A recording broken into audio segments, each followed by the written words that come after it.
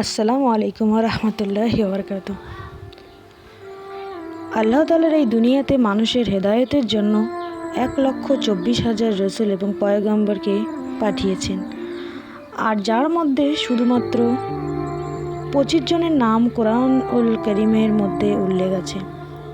আর সকলের একটি বার্তা ছিল যে এক আল্লাহর ইবাদত করা, শিরিক করো না, হারাম কাজ থেকে নিজেকে বাঁচিয়ে রাখো। আর আল্লাহ তাআলা পরিষ্কারভাবে জানিয়ে দিয়েছিলেন যে আমি প্রত্যেক জাতি এবং গোত্রের মধ্যে তাদের মধ্যে সম্পর্ক রেখে একজন পয়গম্বর বা বার্তাবাহককে পাঠিয়েছিলাম তাদের হেদায়েতের জন্য, তাতে করে তাদেরকে নিজের মনে করে আল্লাহর বার্তাকে অ্যাকসেপ্ট করে নেয়।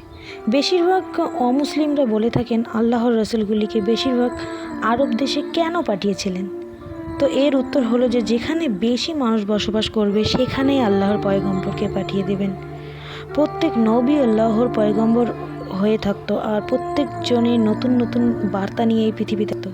যখনই নতুন পয়গম্বর আসতো তখন আগের বার্তাবাহককে বাতিল করা হতো।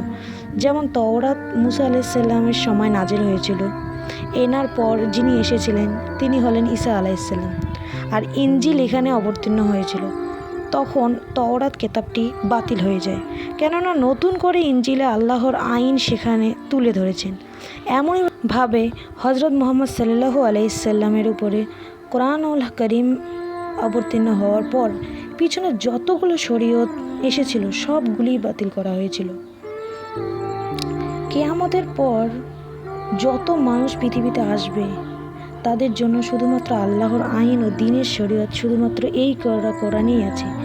সেই জাতি বা গোত্র যারা রসুলের বার্তাকে অস্বীকার করে তাদের উপর আল্লাহর গজব নাজিল হয়, এবং পয়গম্বরের কাজ শুধুমাত্র আল্লাহর যে শরীয়ত সেটি গোত্র বা জাতির মধ্যে ছড়িয়ে দেওয়া এবং সেই কেতাবের উপরেই তাবলীগ করা। প্রাচীন রেফারেন্স থেকে আমরা জানতে পারি যে এই পৃথিবীর যে প্রাচীন সভ্যতা বা হিন্দু সভ্যতা আছে সে সময়ের ইরাকে উপস্থিত ছিল, যেটিকে আমরা সুমেরীয় বা মেসোপটেমিয়ার সভ্যতা বলে থাকি, যেটি আজ থেকে 4500 খ্রিস্টাব্দ আগে, মানে ঈসা আলাইসাল্লামের জন্মের আগে 500 বছর উপস্থিত ছিল। এমনিভাবেই চাইনা, পেরু, গ্রিক সভ্যতাগুলো 1000 বছর ধরে সেখানে উপস্থিত ছিল। পৃথিবীতে যেখানে বেশি জনসংখ্যা ছিল সেখানে আল্লাহর পয়গম্বরকে পাঠানো হয়েছে। আজকের এই ভিডিওতে ইসলামিক রেফারেন্স থেকে তাবলীগ করতো যে আল্লাহর বিখ্যাত পয়গম্বরকে এই পৃথিবীর কোন কোন স্থানে পাঠিয়েছিলেন। তা আজকে এই ভিডিওর মধ্যে আমরা সমস্ত কিছু জানতে পারবো।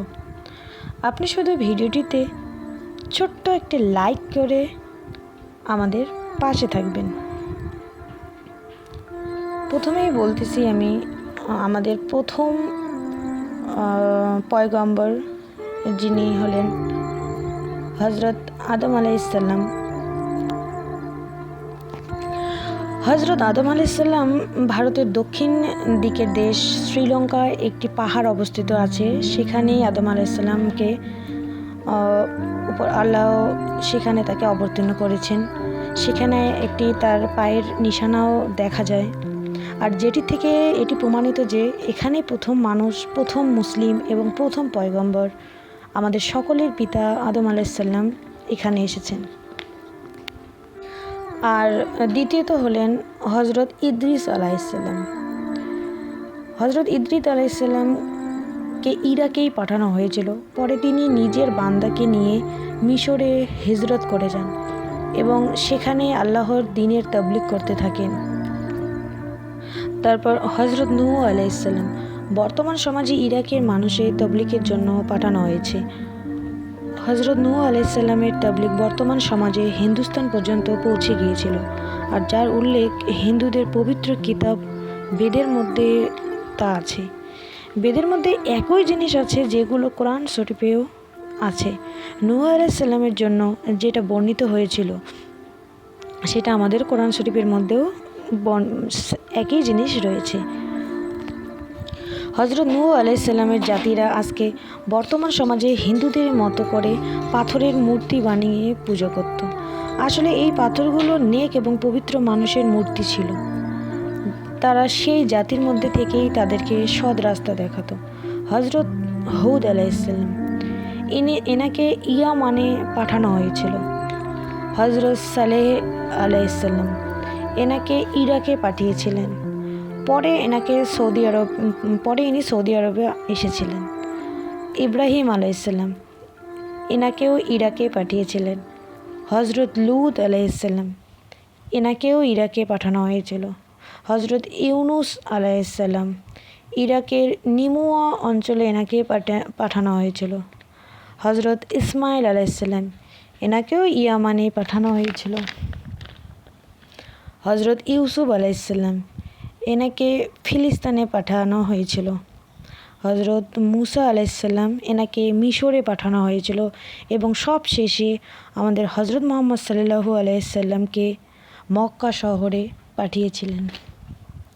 তো এখানে আমি 25 জন পয়গম্বরের কথা আমি এখানে বলে দিলাম, কোথায় কোথায় উপরওয়ালা এনাদেরকে পাঠিয়েছিলেন।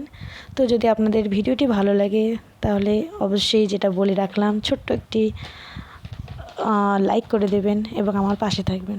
খোদা হাফেজ।